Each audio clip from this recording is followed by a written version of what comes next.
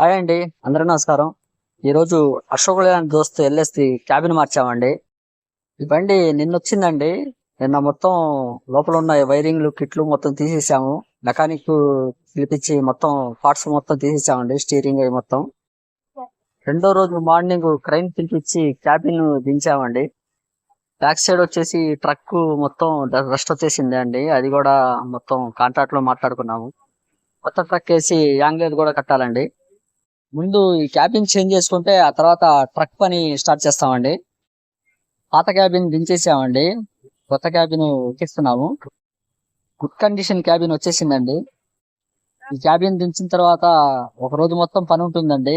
మళ్ళీ వైరింగ్ కానీ mechanic work కానీ మొత్తం ఫిట్టింగ్ చేసుకోవాలి.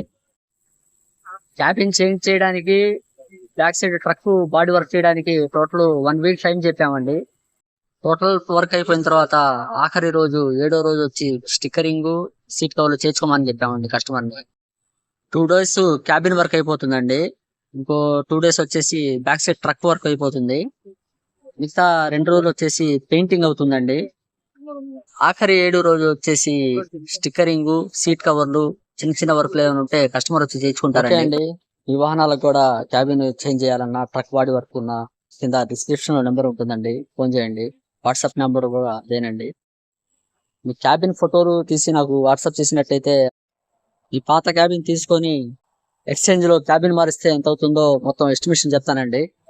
టోటల్ వర్క్ కాంట్రాక్ట్ లో అమౌంట్ ఓకే అనుకుంటే వస్తారు కానీ. ఓకే అండి, బాయ్.